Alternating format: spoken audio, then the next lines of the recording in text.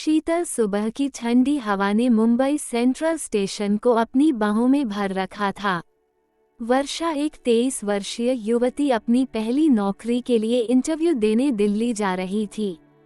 उसके पास एक बैग, किताबें और ढेर सारी उम्मीदें थी। वो अपनी ट्रेन के जनरल कोच में चढ़ी और खिड़की वाली सीट पर बैठ गई। थोड़ी देर में एक लगभग 26-27 साल का लड़का करण उसके पास वाली सीट पर आकर बैठा। करण एक आर्किटेक्ट था जो अपने किसी प्रोजेक्ट के सिलसिले में दिल्ली जा रहा था। दोनों ने औपचारिक तौर पर एक दूसरे को देखा और हल्की मुस्कान दी। ट्रेन ने धीरे धीरे गति पकड़ी, खिड़की से बाहर दिखते धुंधले नजारे और दूर तक फैले खेत और उगते सूरज की किरणें माहौल को बेहद सुकून भरा बना रही थी। वर्षा ने अपनी किताब निकाली और पढ़ने लगी। करण ने देखा कि वह एक अंग्रेजी उपन्यास पढ़ रही थी। उसने थोड़ी झिझक के बाद कहा, क्या आप कोलिन होवर की फैन हैं? करण ने चौंक कर उसकी ओर देखा। हाँ, यह मेरी पसंदीदा लेखिका है। आप भी पढ़ते हैं क्या? हाँ, लेकिन मैं ज्यादा मिस्ट्री और थ्रिलर का शौक रखता हूँ। यहीं से बातचीत की शुरुआत हुई। ट्रेन की रफ्तार के साथ उनकी बातें भी बढ़ने लगी।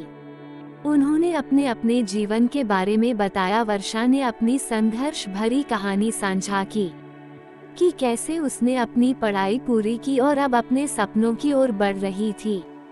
करण ने अपने सफर की बातें बताई कि कैसे वह अपनी मेहनत से अपनी पहचान बना रहा था। रात हुई और ट्रेन किसी छोटे स्टेशन पर रुकी। करण ने चाय लेकर वर्षा को दी।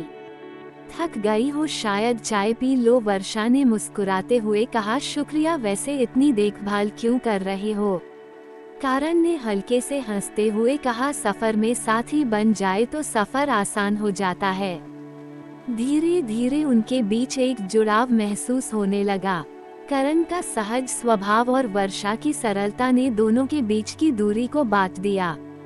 ट्रेन का सफर अब सिर्फ एक यात्रा नहीं रह गया था, यह एक कहानी बन रहा था। सुबह होते होते ट्रेन दिल्ली के पास पहुंचने लगी। दोनों को एहसास हुआ कि अब सफर खत्म होने वाला है। करण के मन में हल्का सा उदासी का भाव था।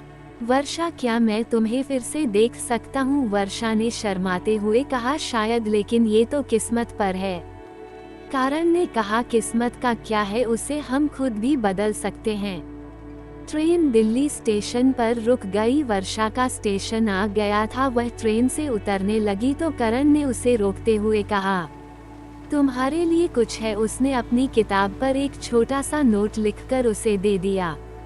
वर्षा ने किताब ली और मुस्कुराते हुए कहा, शायद हमारी कहानी यहीं खत्म नहीं होती। नोट पर लिखा था, जिंदगी भी एक सफर है, क्या तुम मेरा साथ दोगी? वर्षा ने मुड़कर करण को देखा और उसकी आंखों में हाँ का जवाब साफ झलक रहा था। और इस तरह एक ट्रेन का सफर एक नई कहानी का आगाज बन गया।